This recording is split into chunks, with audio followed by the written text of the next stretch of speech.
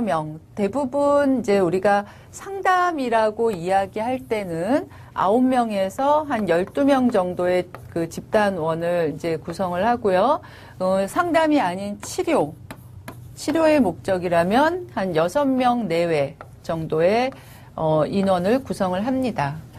그래서 이제 이렇게 자기 혼자가 아닌 그 여럿이 모여서 이제 치료 과정이나 상담 과정을 겪다 보니까 일단 자신도 이해되지만 타인을 이해할 수 있는, 그래서 그 비슷한 증상을 가지고 있는 타인을 본다거나 아니면 이제 그 주호소 문제는 달라도 그 사람의 어려움을 객관적으로 볼 수 있는 그런 기회가 주어지는 것이죠. 그래서 대부분은 이제 대인관계의 불편함이나 소외감, 오해나 갈등 같은 것들을 집단원과 함께 느끼고 해결할 수 있도록, 그래서 결국 우리가 이제 그 사람들이 이제 그 상담 장면에 가지고 오는 주관적인 고통이나 주호소 문제들이 사실은 이 대인관계에서 오는 것이 제일 많죠. 근데 이 대인관계에서 오는 문제들을 이전에 그 1대1 면대면 상담에서는 그 사실 상담자와 1대1 관계, 그러니까 상담자에게 전의도 하고 상담자의 공감도 받아가면서 해결하게 되지만, 이 집단 상담이란 상황은 상담자 외에 다른 집단원들을 이제 관찰하고 또 그 사람들의 피드백을 받을 수 있는 기회가 생기니까 사실 이제 긍정적인 면으로 따지면 훨씬 더 이런 그 여러 사람과의 상호작용, 사회관계에서 오는 문제점을 파악도 쉽고 또 이제 갈등이나 이제 이런 해소가 훨씬 쉬운 것이죠. 그래서 이제 집단 상담을 구성하는 요소를 한번 살펴보면요. 일단 정상 범위에 일탈하지 않는 대상이어야 돼요. 그래서 혹시 이제 그 집단원들 중에 그 어떤 심리적인 일탈이나 장애 정도가 굉장히 심한 사람이 있다면 그 다른 집단원들에게 굉장히 그 해를 끼치기 때문에, 피해를 주기 때문에 그 비교적 그 어떤 그 심리적인 기능이나 이런 펑션이 정상 범위인 사람들로 구성해야 되고요. 그다음에 이제 지도자는 폭넓은 지식과 자질을 갖춘 전문인.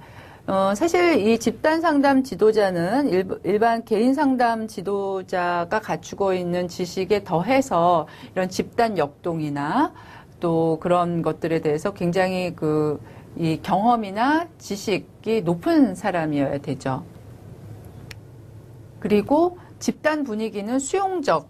그러니까 전에는 이제 그 1대1 상담에서는 상담자가 그 제공했던 것들을 이제 그 집단원 모두가 이제 제공해야 되는 그러한, 그리고 개개인의 집단원도 있지만 어떤 집단 역동 자체가 이제 제공해야 되는 그런 필요성이 생기기 때문에 이 분위기는 이제 수용적이어야 돼요. 집단 상담을 하는 과정 간 또는 그 개개인 구성 간에는 이런 역동성이 분명히 생길 수밖에 없습니다. 일종의 갈등이 생겨나는 것이죠. 또 저항도 생겨나고 불안도 존재합니다. 그러니까 그 면대면 1대1 상담에서 그 내담자 내면 또는 상담자의 상호 과정에서 일어났던 일들이 이제는 집단원 전체하고 그 또 개별적인 집단원, 특정 집단원들 간에 하고 이제 발생한다고 생각하시면 돼요. 그래서 전반적으로는 수용적이지만 이런 역동적 대인관계가 일어날 수 있다는 것도 충분히 인지하고 이제 그런 것도 집단 상담의 이제 과정이라는 것 이제 알아두셔야 되죠. 이제 그러면 이제 이러한 집단 상담의 장점에는 어떤 것이 있을까? 일단은 제일 중요한 부분은 경제적이라는 것이죠.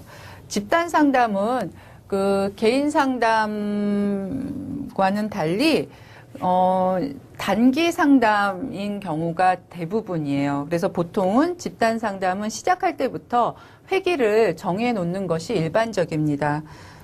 보통은 이제 단기 상담이나 어떤 매뉴얼을 가지고 진행되는 처럼 보통 이제 8회기 정도가 이제 일반적인데요.